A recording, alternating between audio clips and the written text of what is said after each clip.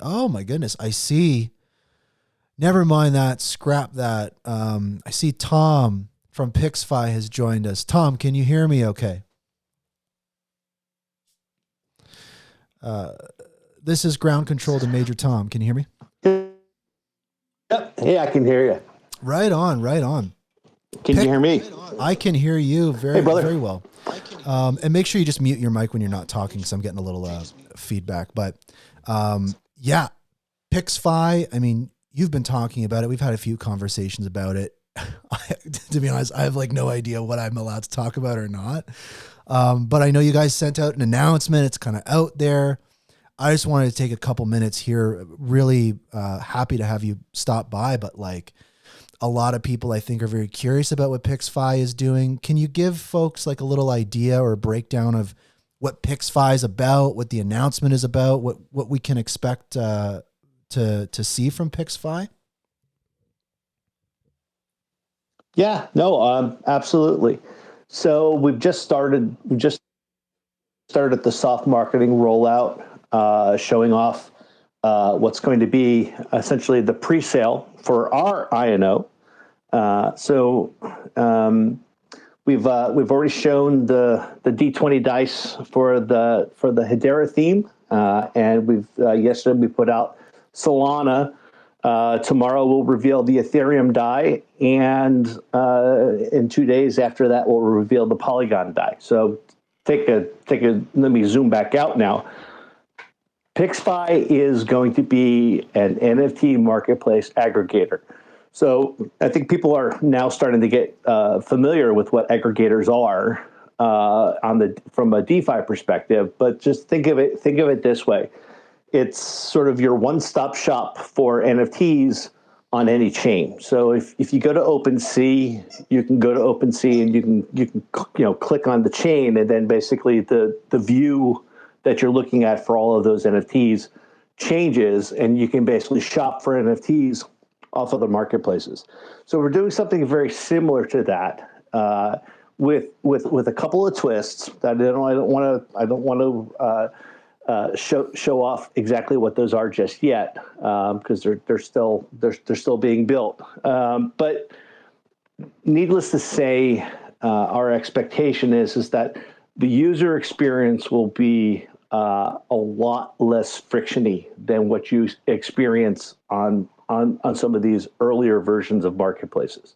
So that's sort of what we're going for, is for the complete removal of friction, and that includes payment. So that payment is probably the most frictiony part of everything. So we're looking at integrating Stripe. And we're working closely with them to make sure that we have a way to basically purchase digital collectibles off of any marketplace, from any chain that we're supporting.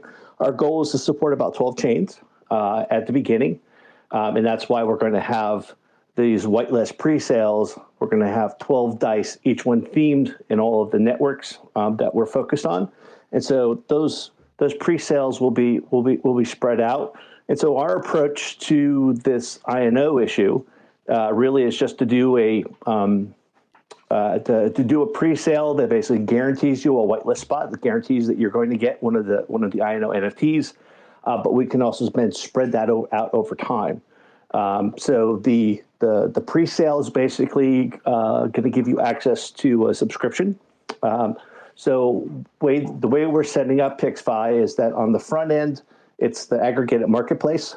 On the back end, it's going to be an NFT DeFi protocol where there'll be various smart contracts for doing things like NFT rentals, NFT lending, peer-to-peer and pooled, as well as some other fun DeFi applications you can do with NFTs that are a little bit different than what you could do just with fungible tokens and meme coins. So that's basically what we're building. That sounds awesome. And I mean, you speak to, solving some of those pain points and all those different things. I think that's fantastic. And maybe something to put it into context. I mean, a lot of listeners for the show, obviously are into Hedera. I was curious of maybe, is there a way you could outline maybe what it looks like for, let's say, either a Hedera NFT creator or a Hedera NFT collector, what do you envision kind of the flow for this marketplace kind of looking like that might be different than other marketplaces that Hedera creators or collectors have used in the past, beyond just, obviously there's products from different networks on there, but you talk about like, purchasing through Stripe or different things like that. I was curious as to like, what does that experience look like? What is that user story kind of like using PixFi? Yeah, no, that's absolutely a great question. So I think the important thing to point out is that this is not a replacement for the native marketplaces that exist on these other networks. This is just an interface. It's basically it's new UI, it's new UX for those existing marketplaces. So we're working closely on Hedera with Centex. So your Centex experience, whatever you're purchasing off of Centex, you're still buying that off of Centex. You're just using PixFi as your portal, which is going to give you some alternative payment options. And since it's multi-chain, you could be somebody from Solana, basically looking to buy a dead pixel ghost off of Centex. But you could make that purchase with your soul, right? So you don't have HBAR, you don't need to have HBAR. You can just use your soul, and our payment engine will just make that exchange for you. And it's seamless, and then it goes directly to your profile wallet, and then from there you can export that to your Phantom wallet at your leisure. Right. Okay. So what PixFi is about is it's less about like being a new marketplace or something new or different people have to experience. What you're talking about more so is creating more options and allowing people to do what they're already doing, but connected to other networks. So it's kind of like, PixFi is like, keep doing what you're doing. And we're just going to give you more options and more connections and build those bridges between networks. And then from a marketplace standpoint, it's kind of not the case that PixFi is like, hey, check us out, we're a new marketplace. It's the same thing, I think, for those marketplaces, like you mentioned, Centex, where it's like, hey, we're building some bridges, we're creating more options. So that's, I think, what PixFi is about, because some people might be like, is it a marketplace or do I still use Centex? But what you're talking about is, marketplace aggregator. Yeah, no, that's correct, right? So it's a mechanism to aggregate these different marketplaces. It's essentially it's the Amazon.com, right, business model, right? There are many microstores that exist within there, but it's one seamless portal. That portal has the friction-free process for taking advantage of your payment and shipping, as one sort of centralized profile. And that's really what we're looking at. Now, on the opposite side of that, though, so for the people who just want to buy digital collectibles, that's perfectly fine. You can check out as a guest. You don't need to be a member of the club, right?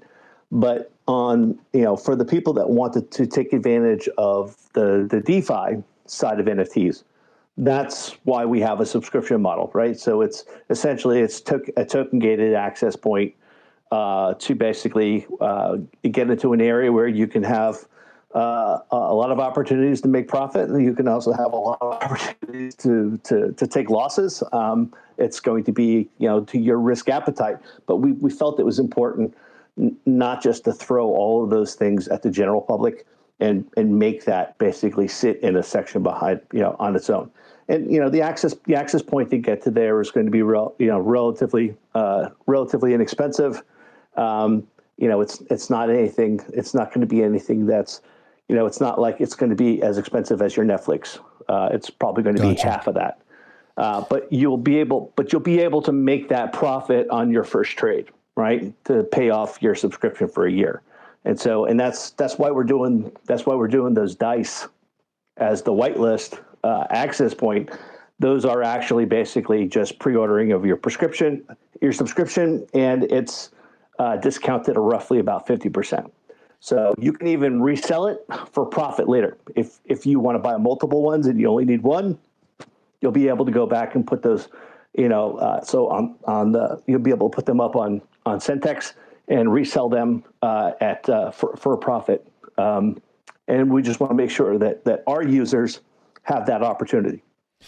Gotcha. That makes sense. That's great. And I appreciate you answering the dumb questions. It's asking dumb questions is my job, I think. And last question for you is, you talk about, some of these like DeFi components, and you mentioned like borrowing and lending or different things. Like, that's one area that I think is pretty fresh for the Hedera crowd, is like, okay, so we got these NFTs, but like, where does DeFi come into it? I don't know if if you wanted to just kind of tease that apart a little more, or kind of like go into that a little bit. Yeah, feel free.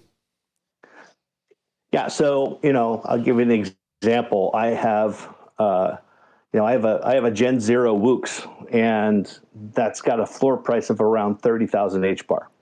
Well, that 30,000 HBAR is not doing me any good right now, unless somebody wants to buy that from me for 30,000 HBAR. Now, on the other hand, what if somebody's willing to lend me 15,000 HBAR and hold that in escrow?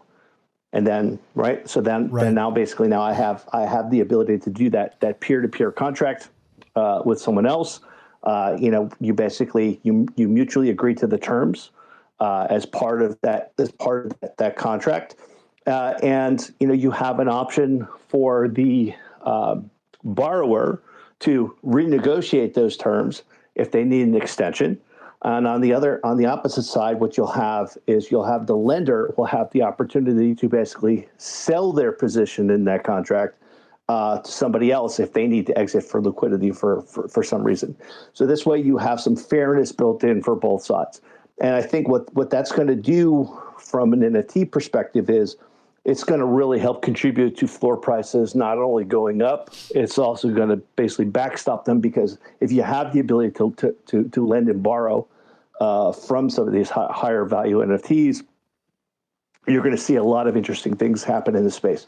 The other part I'll point out is rental. So let's say you like to collect founders cards for Earthlings, and you have 40 of them. Well, let's say they have a new mint. That mint was for Steam. There was no way you were going to be able to afford buying 40 of those INOs for Steam. You were only going to have the capital to do 20. If you had a contract, you could have rented the other 20 out. You still keep your founder's card, but you let somebody else use that for the mint. And so I think that's the other piece I think we're going to start seeing as well, because that's then going to help drive the value of founder's cards up across a variety of different projects. And then lastly, in terms of what does this do for creators, it just brings more eyes to your project, right? So if you've got a phenomenal art, and you've got a really cool utility for your NFT collection, just more eyes are going to have a chance to see it, right? Generally speaking, most Ethereum people that shop on OpenSea or Blur never see the NFTs on Hedera. Now it's an opportunity for Hedera to basically have those NFTs visible now to users from other places. It also lets creators from Hedera really see what's going on in other networks. So we want to basically just, build a much larger community than what currently exists. Gotcha.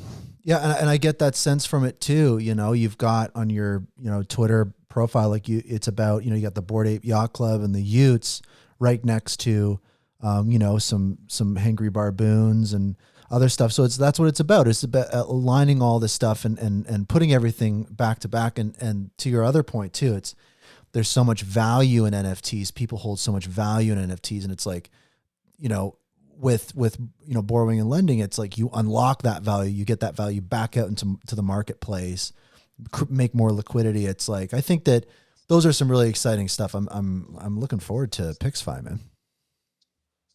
Yeah, no, I mean, I think the last thing I'll comment on, and I think it's a testament to the innovation, to Sam and Patricia over at Centex.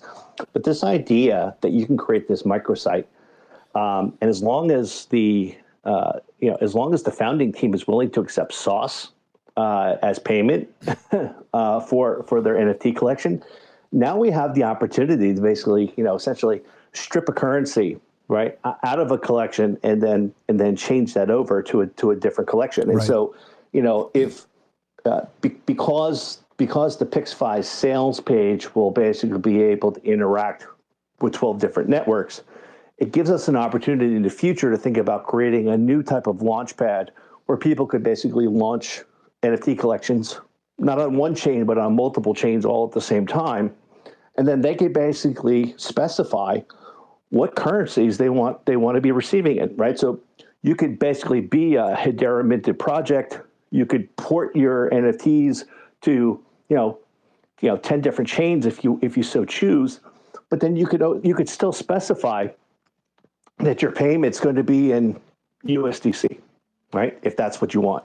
So those are some of the things I think that are going to be coming to our space that's just going to open things up. So I think DeFi is going to basically lead the wave. NFTs will have their time again, 9 months from now. You'll start to see that market really pick up. I think it's a great observation. Tom, appreciate the insights and you coming by to chat about PixFi. I think that it's much needed, and I'm super excited. So we'll have to have you back on once the launch goes down. No, listen. Thanks for letting me jump up. And I think the last thing I was going to say is to get you back on track to your question about the poll. Right. I answered. I wanted to answer yes, but I answered no.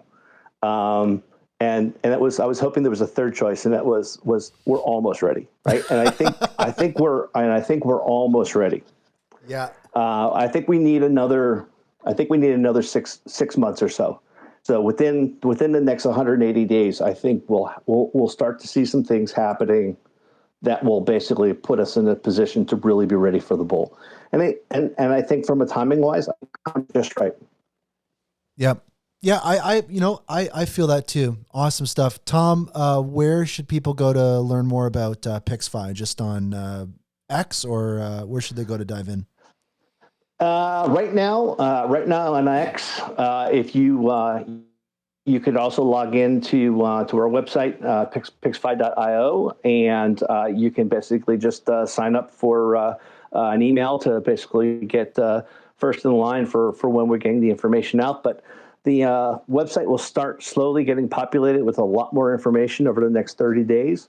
And then we're targeting mid-June for the sale of the first set of whitelist tokens. Mid-June. Let's get ready. Awesome stuff, Tom. Appreciate you. And we'll check out PixFi.